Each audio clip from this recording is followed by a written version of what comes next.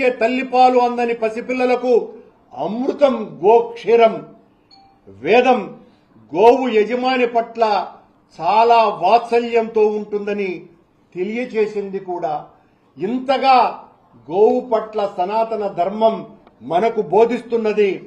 గోవు యజమాని కుటుంబంలో ఎవరికైనా కూడా అనారోగ్యం సంభవిస్తుంది అంటే ముందుగానే తెలుసుకొని ఆ గోవు అడవుల్లో వనమూలికల్ని తృణాల్ని తిని ఆ మూలికల ద్వారా నాణ్యమైనటువంటి ఆరోగ్యానికి ఆ ఇంటికంతా కూడా అందజేస్తుంది అన్నది చారిత్రక పరిశోధనల వలన హిందూ ధర్మం యొక్క నమ్మకంగా అది అందరి విశ్వాసంగా భాసిల్లుతున్నది. అంతటి ఉన్నతోన్నతమైనటువంటి స్థానమున్న మన భారతావని సంస్కృతిలో స్థానం సంపాదించుకున్నటువంటి గోవు యొక్క దుస్థితి వెంకటేశ్వర స్వామి ఆలయాల్లో జరుగుతున్నటువంటి పరిస్థితి ఇది. అందులోనూ కూడా వెంకటేశ్వర స్వామికి అత్యంత ప్రీతికరమైనటువంటి జీవి ఆవు. తనకే ఆహారాన్ని అందించినటువంటిది పవిత్రమైనటువంటి ఆ తల్లి.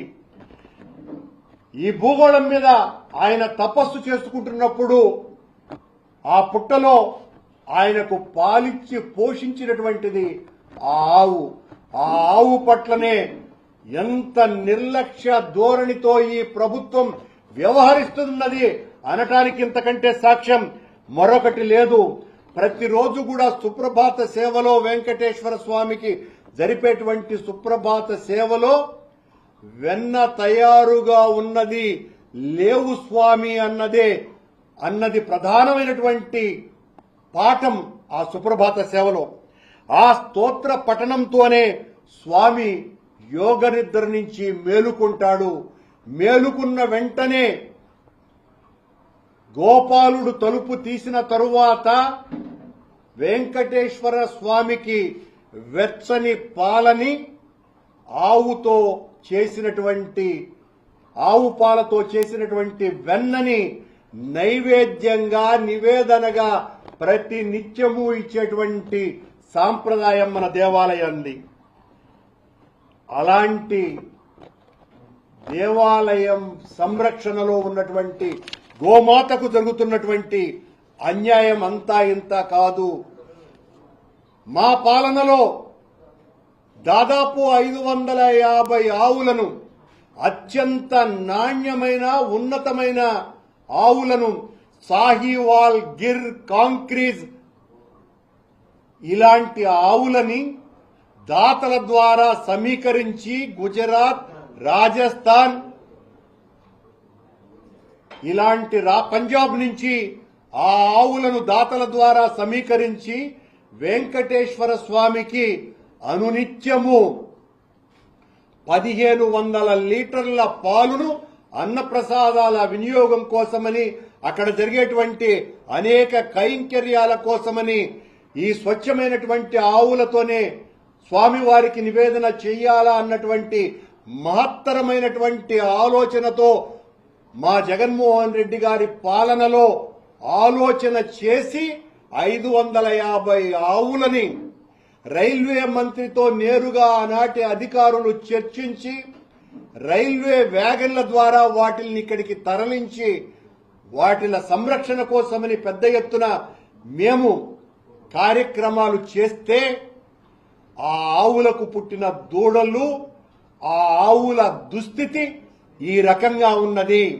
మా పాలనలో రోజు 1500 లీటర్ల పాలు సమీకరించే పరిస్థితి ఉంటే ఈ రోజున 500 లీటర్లు కూడా కొండకు తరలి వెళ్లటం లేదు గోశాల నుంచి.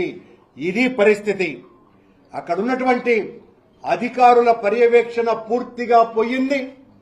లేగ దూడలను పట్టించుకునేవాడు లేడు, చూడి దూడలను పట్టించుకునేటువంటి వాడు లేడు. మాయ బిడ్డలు కన్నప్పుడు వస్తే ఆ మాయను ఏం చేయాలో తెలియదు. ఆ మాయ యొక్క కంపు కొడుతూ ఉంటే అక్కడికి వచ్చేటువంటి భక్తులు తట్టుకోలేక విపరీతమైనటువంటి ఇబ్బందులు పడుతున్నారు.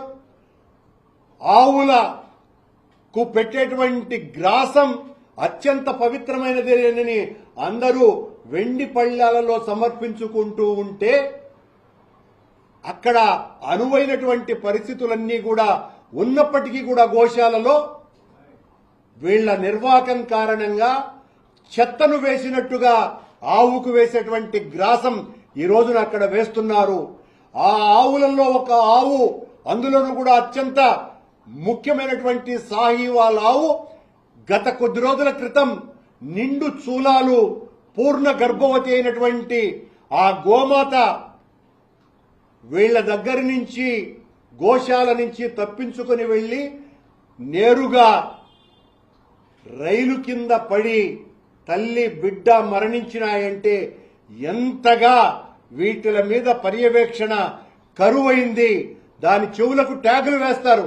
ఆ ట్యాగును కూడా ఆ చెవును కత్తిరించేశారంట అధికారులు, అక్కడ ఉన్నటువంటి సిబ్బంది. అది టీటీడీకి సంబంధించింది కాదు అని తేల్చటానికి ప్రయత్నం చేసినారు. ఇంత పవిత్రమైనటువంటి ఆవు పట్ల ఎంత నిర్లక్ష్యంగా వ్యవహరిస్తున్నది.